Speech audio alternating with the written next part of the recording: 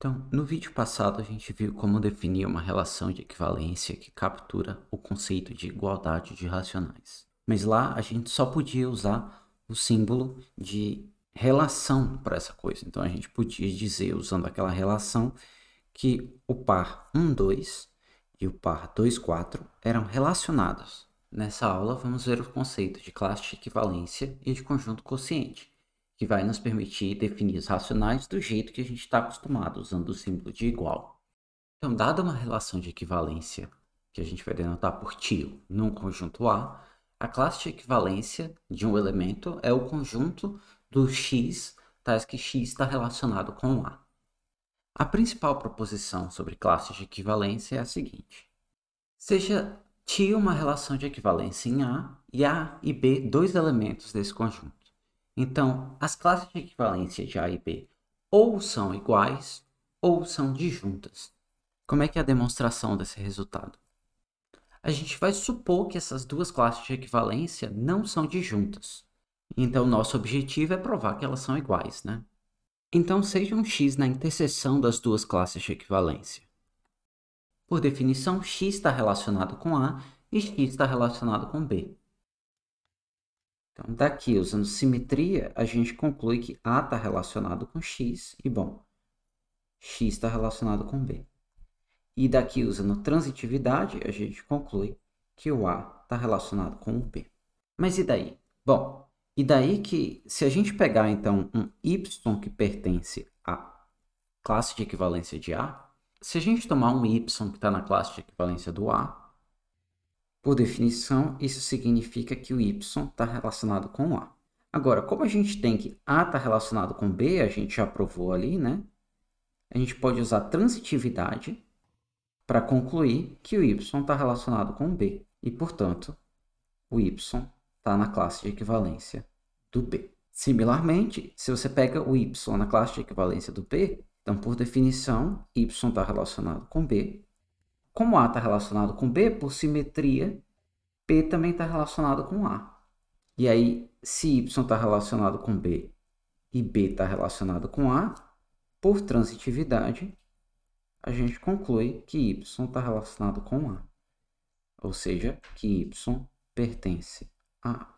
Então, o que a gente fez aqui? A gente mostrou que todo elemento da classe de equivalência do A está na classe de equivalência do B e todo elemento da classe de equivalência do B está na classe de equivalência do A. Então, quer dizer que esses conjuntos aqui, eles são iguais. Mas isso mostra o que a gente queria. Então, a gente mostrou que se tem algum elemento na interseção, ou seja, se os conjuntos não são disjuntos, então os conjuntos são iguais. Então, voltando para o exemplo da construção dos racionais, lembra que a gente tinha A igual aos inteiros cartesianos naturais, com essa relação que a gente provou que era de equivalência. Então, qual que é a classe de equivalência do par 1, 2? Bom, o 1, 2 certamente está lá, porque a relação é reflexiva. Mas você também pode verificar, usando a definição que está ali, que o 2, 4 está lá. O 3, 6 também está lá. E assim vai. A gente multiplica cruzado para verificar que um par é relacionado a outro par. Essa classe de equivalência do 1, 2, ela é disjunta da classe de equivalência do 1, 3. A classe de equivalência do 1, 3 contém pares como o próprio 1, 3, o 2, 6, o 3, 9 e assim vai. Mas a classe de equivalência do 1, 2, ela é igual à classe de equivalência do 4, 8, por exemplo. Para a gente terminar a construção dos racionais, a gente vai declarar que o símbolo A sobre B, fração, denota a classe de equivalência do par AB. Então, a gente inventou um novo símbolo. Bom, o símbolo já existia, mas para a gente reinventou ele, fazendo com que ele seja a classe de equivalência do par AB por essa relação. E qual que é a graça disso? A graça disso é que agora 1/2 é, de fato, igual a 2/4, que é igual a 3/6, que é igual a 4/8. Ou seja, não só os pares são equivalentes, como as frações definidas desse jeito, elas são iguais. Então, dada uma relação de equivalência tio num conjunto A, a gente vai considerar a família de todas as classes de equivalência dessa relação.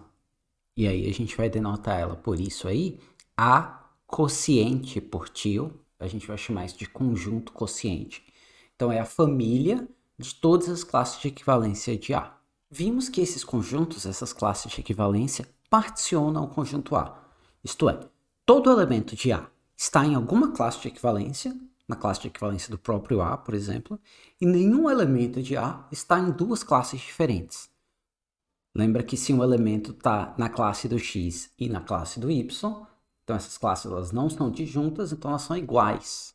Então a gente pode pensar em classes de equivalência como partições do espaço, né? No exemplo que a gente fez dos racionais, que a gente tinha um espaço, como sendo dizer, cartesiano N, você tinha um pedacinho, um pacotinho aqui de todas as coisas que correspondiam à fração 1/2.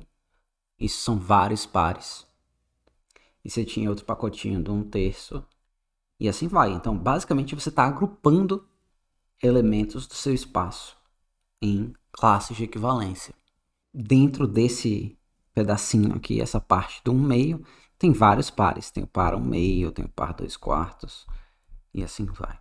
Na verdade, fica como um exercício interessante mostrar o contrário. Se você tem uma partição do seu espaço, tem como você definir uma relação de equivalência cujas classes de equivalência são os elementos da sua partição. Então, partições e relações de equivalência, num certo sentido, elas são dois jeitos de expressar a mesma coisa. Então, em outras palavras, o que a gente fez nesse vídeo foi que a gente definiu os racionais como sendo o Z cartesiano N quocientado pela relação tio que a gente definiu, de produto dos de fora ser igual ao produto dos de dentro. E isso dá a propriedade de igualdade que a gente quer. A fração 1/2 é igual à fração 2/4. Mas isso não permite a gente somar frações, que é uma coisa fundamental de fazer com números racionais.